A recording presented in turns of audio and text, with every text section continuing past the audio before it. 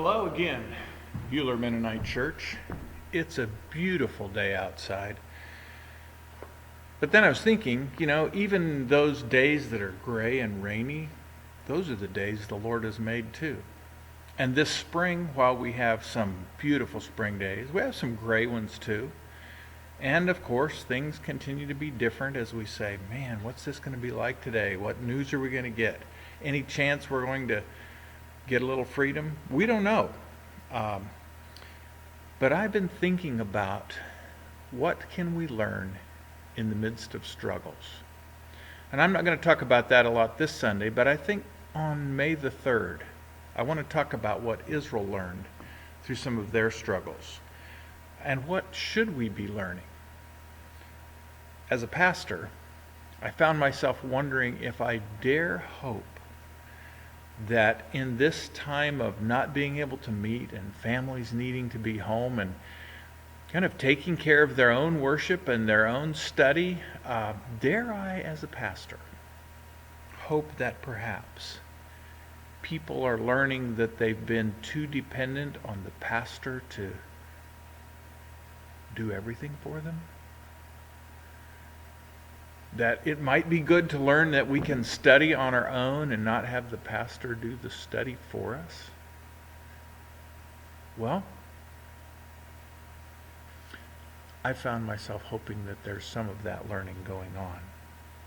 It's part of what Israel learned during their captivity in Babylon.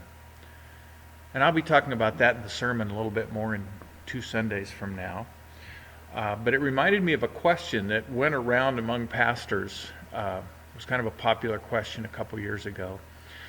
Someone would ask, would you rather pastor a congregation of 1,000 that was really impressive in the community, but those 1,000 just kind of came on Sundays and left everything else to you as the pastor?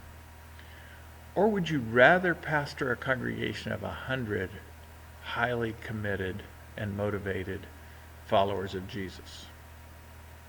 And that question helped us as pastors kind of focus on how our egos get caught up. But it also caused us to ask, what kind of Christians are we trying to lead as pastors? And that led me to remember another event. When I was in college, I was in a Bible study. We met every week, and there was one guy in the Bible study that his litany of complaint began to be, I'm not being fed. I'm not being fed at church. I'm not being fed here. I'm not being fed there. And after I listened to him for a couple weeks, I finally tried to gently ask him if he thought maybe God wanted him to grow up spiritually and start feeding himself. That maybe it was time to pick up his own fork. And that reflects a little bit what I've been thinking could be happening in homes around the church. Is that maybe this is a time for some Christians to do a little growing. Pick up their own forks and spoons and feed themselves spiritually. And that would be a wonderful result. That made me think of a psalm that it's another of the Psalms of Ascent, those psalms that Israel would recite together as they were heading for the Passover festival. This one's Psalm 131, and it talks about growing up. It says, O Lord, my heart is not lifted up. My eyes are not raised too high. I do not occupy myself with things too great and too marvelous for me.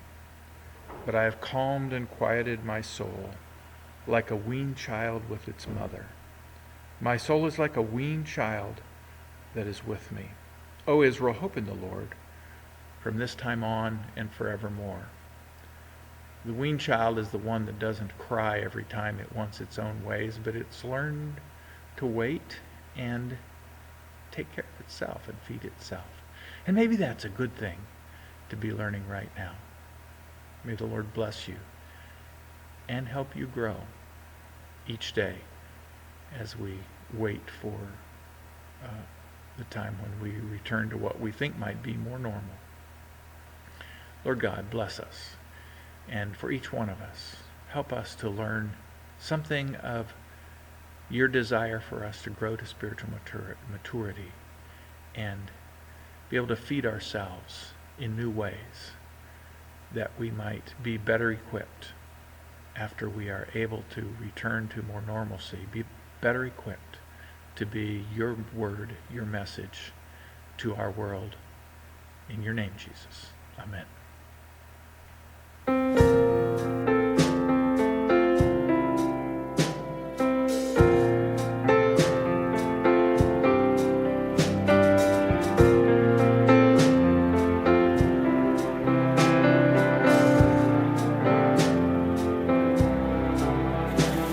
O Israel, hope in the Lord from this time on and forevermore.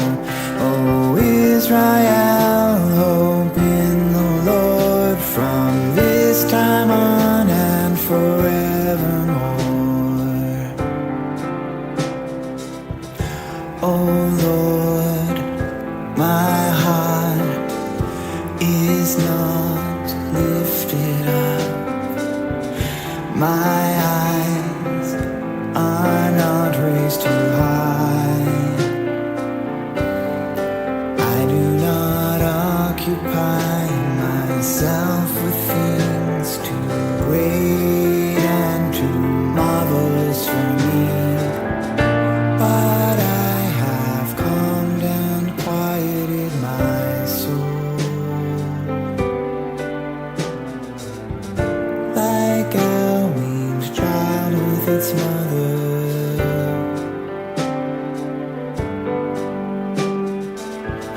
my soul is like the weaned child within me. O Israel, hope in the Lord from this time on and forevermore. O Israel, hope in the Lord from this time on and forevermore.